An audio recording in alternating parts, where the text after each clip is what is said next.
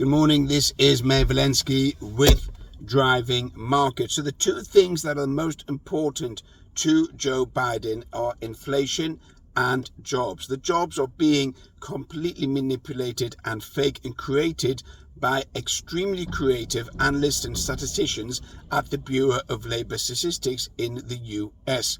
Those jobs all created are fake, according to the Census Household Survey, which goes around from house to house and asks the actual people in the house what jobs they're doing and are they employed. Really, there are 353,000 jobs created in December, and those could be seasonal adjustments, but they weren't real. What it is, if you've got people that are doing part-time jobs or two jobs in order to survive, as the cost of living and inflation are eating into a person's everyday purse and everyday's ability to get through the month. So what is exactly going on in the US? So you've got an election year in 2024, and what the Democrats or Joe Biden and his cronies want to do is they want to manipulate as much as possible economic numbers to make out as if the US is doing well. And why do I focus mostly on the US when I could be focusing on the UK or Europe?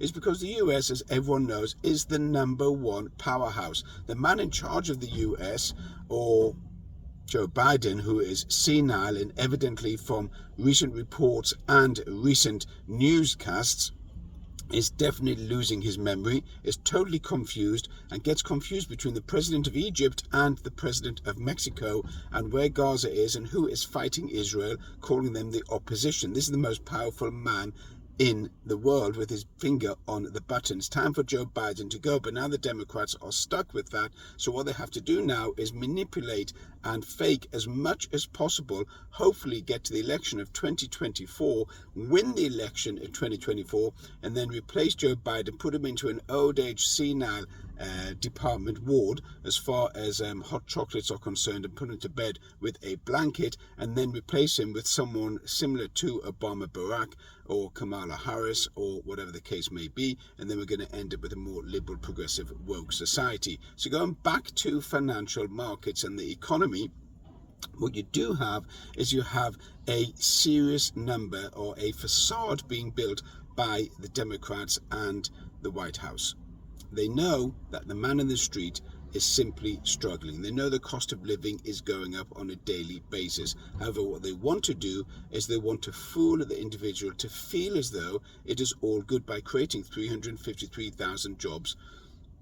From where? There's no 353,000 jobs created. Real unemployment is running at around about 7 to 8%. But what they're doing is they're manufacturing it and hiding it, because what they don't want to do is to show the real numbers. If the real numbers were shown, which the analysts on Wall Street do know the real numbers, but they are also dancing along to the tune of the White House. The Fed is aware of what's going on, and they're hoping that inflation will fall and that the economy will get back on its feet by faking it and getting around all of the true numbers. The numbers out there are significantly lower as regards jobs are concerned, and significantly higher as regards cost of living is concerned. There is definitely a manipulation and a maneuvering going on by the central bank and by the US government. So what happens now? Well, throughout 2024, they'll keep on pushing the stock markets up. I mean, the NASDAQ and the US markets are up over 20% in circumstances. The NASDAQ's up over 30%, and there's no end in sight. It looks like the semiconductor GPU chips are the flavor of the month, or the flavor of the year, and that's going to continue pushing markets higher. Irrational, correct. The bulls on Wall Street consider that the market is still undervalued and will push it even higher, and then what will happen is we'll all end up driving off the end of a cliff, and it's all going to crash. What type of crash? Probably looking about 30 to 40% crash in the stock market. Could be even up to 50% crash in the stock markets. That will happen as unemployment rises and inflation will resurface again. What will kill off inflation is if they cut government spending and unemployment rises, then real inflation will drop and will be in a different situation. Remember, when inflation drops, prices are still going up. It just means that they're going up at a slower pace. This is Mayor Valensky with Driving Markets. You can catch me on Instagram, catch me on Twitter. We have Zoom calls, and if you need any type of information, please DM me. I'm more than happy to help. Catch you later.